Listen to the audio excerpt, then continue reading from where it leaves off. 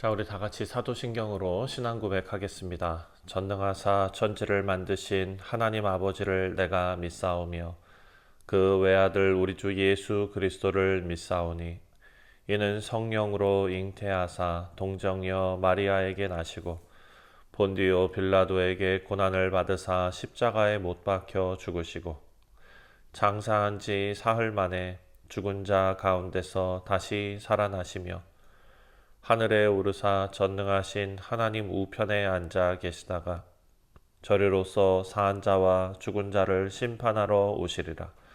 성령을 믿사오며 거룩한 공예와 성도가 서로 교통하는 것과 죄를 사하여 주시는 것과 몸이 다시 사는 것과 영원히 사는 것을 믿사옵나이다. 아멘. 찬송가 314장 내 구주 예수를 더욱 사랑 함께 찬송하겠습니다.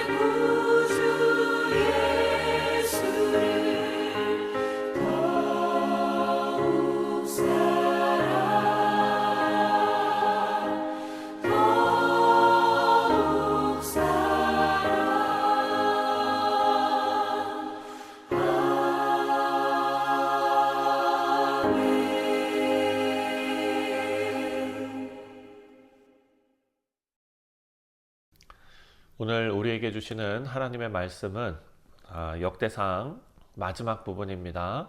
29장 20절부터 30절까지 말씀입니다. 다윗이 온 회중에게 이르되 너희는 너희 하나님 여호와를 송축하라.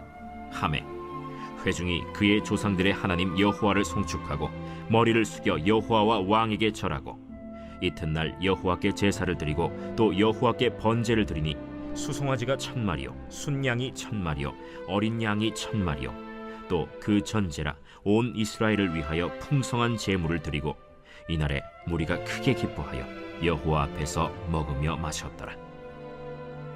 무리가 다윗의 아들 솔로몬을 다시 왕으로 삼아 기름을 부어 여호와께 돌려 주권자가 되게 하고 사독에게도 기름을 부어 제사장이 되게 하니라. 솔로몬이 여호와께서 주신 왕위에 앉아 아버지 다윗을 이어 왕이 되어 형통하니 온 이스라엘이 그의 명령에 순종하며 모든 방백과 용사와 다윗 왕의 여러 아들들이 솔로몬 왕에게 복종하니 여호와께서 솔로몬을 모든 이스라엘의 목전에서 심히 크게 하시고 또 왕의 위엄을 그에게 주사 그전 이스라엘 모든 왕보다 뛰어나게 하셨더라. 이새의 아들 다윗이 온 이스라엘의 왕이 되어 이스라엘을 다스린 기간은 40년이라. 헤브론에서 7년간 다스렸고 예루살렘에서 33년을 다스렸더라. 그가 나이 많아 늙도록 부하고 존귀를 누리다가 죽음에 그의 아들 솔로몬이 대신하여 왕이 되니라. 다윗 왕의 행적은 처음부터 끝까지 선견자 사무엘의 글과 선지자 나단의 글과 선견자 갓의 글에 다 기록되고 또 그의 왕된 일과 그의 권세와 그와 이스라엘과 온 세상 모든 나라의 지난 날의 역사가 다 기록되어 있느니라.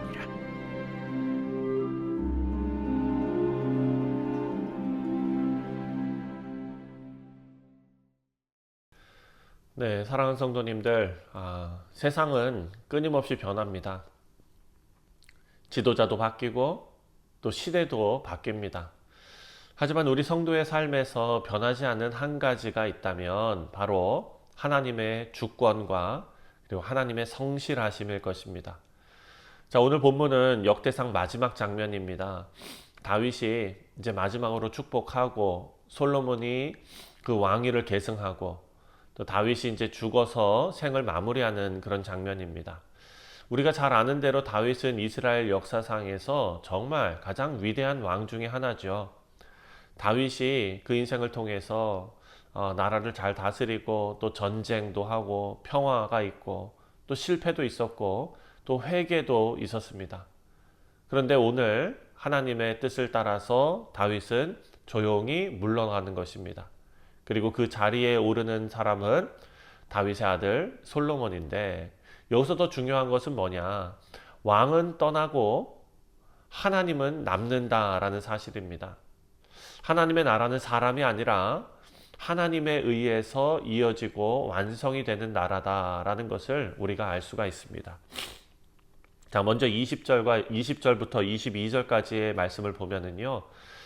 백성의 순종이 하나님에 대한 예배로 지금 이어지는 것을 우리가 볼 수가 있습니다.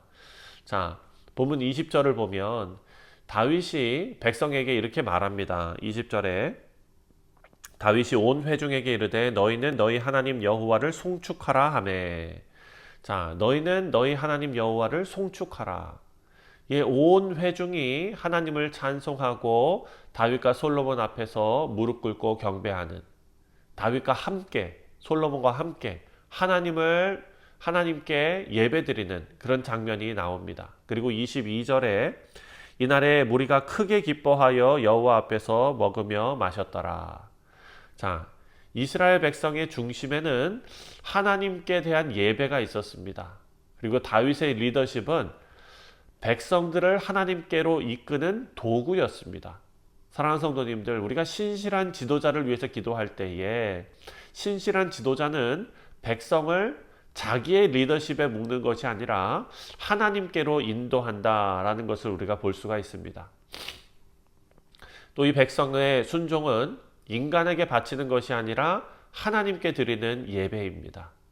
자, 우리 모두의 예배와 순종이 어떤 한 리더십에, 어떤 한 지도자에 대한 충성이 아니라, 사람에 대한 충성이 아니라 하나님께 대한 감사와 하나님께 대한 경외에서 나오는 것이어야 한다라는 것을 말씀이 우리에게 가르쳐주고 있습니다. 자, 두 번째로 23절부터 25절까지의 말씀을 보면은요, 다윗이 이렇게 선언하는데요. 먼저 23절입니다.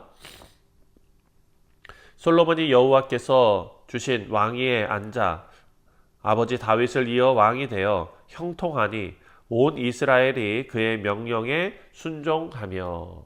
자, 이제 솔로몬이 아버지 다윗을 이어서 왕위에 앉았는데 형통했다라는 것입니다. 그런데 여기서 주목할 것은 여호와의 왕위입니다. 여호와의 왕위. 여호와께서 주신 왕위. 자, 이스라엘의 왕은 단지 인간의 권세가 아니라 하나님의 주권을 대신하는 자리였습니다. 그러니까 24절에 모든 방백과 용사와 다윗 왕의 여러 아들들이 솔로몬 왕에게 복종하니. 자, 이 말씀을 기록해 놓은 것은 솔로몬이 왕권을 가지고 권력을 가지고 정치적인 안정을 누렸다라는 것이 아니라 하나님께서 다음 세대를 준비시키시고 하나님의 은혜를 베푸셨다. 솔로몬은 처음부터 모든 것을 갖추고 시작한 왕이 아니죠. 젊었어도 경험이 부족했습니다. 하지만 하나님께서 다윗을 통해서, 백성을 통해서 또 하나님께서 그 솔로몬을 세워 가십니다. 그리고 형통하게 하십니다. 이것이 하나님의 방식입니다. 한 세대가 사라지고 다음 세대가 등장하고 또 하나님께서는 그들을 준비시키시고 붙드십니다. 여러분, 우리의 가정에서도 또 우리의 교회에서도 이런 사실이 적용이 되죠. 부모가 신실할 때 자녀를 통해서 하나님의 뜻이 계속 진행이 되고, 또 한 교회의 한 세대가 믿음을 잘 지킬 때에 다음 세대는 그 토대 위에서 하나님의 뜻을 계속 이어가게 될 줄 믿습니다. 자, 마지막 세 번째로 26절에서 30절까지의 말씀을 보면 다윗의 생애를 요약하고 있습니다. 28절에 그가 나이가 많아 늙도록 부하고 존귀를 누리다가 죽음에 그의 아들 솔로몬이 대신하여 왕이 되니라. 그리고 29절에 다윗 왕의 행적은 처음부터 끝까지 선견자 사무엘의 글과 선지자 나단의 글과 선지자 갓의 글에 다 기록되고. 자, 다윗은 완벽한 왕이 아니었죠. 그 삶에는 죄가 있었고 실수가 있었습니다. 하지만 다윗은 하나님의 마음에 합한 자였고 끝까지 하나님의 뜻을 구하며 살아갔던 사람이었습니다. 그래서 하나님께서 다윗의 마지막을 존귀하게 하셨다라고 말합니다. 진정한 성공은 우리 인생의 끝에서 하나님 앞에 서는 준비가 되어 있는 것인 줄 믿습니다. 다윗은 그 인생의 마지막에서 사명도, 다음 세대도, 예배도 온전하게 하나님께 맡기고 떠납니다. 사랑하는 성도님들, 우리도 그렇게 떠날 수 있다면 우리의 인생은 실패가 아니라 하나님의 영광이 될 것입니다. 말씀을 맺습니다.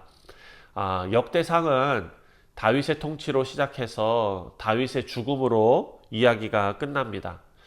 하지만 그 끝은 어찌 보면은 슬픈 그런 결말이 아니라 은혜의 그러니까 마침표가 아니라 쉼표였다라는 생각이 듭니다.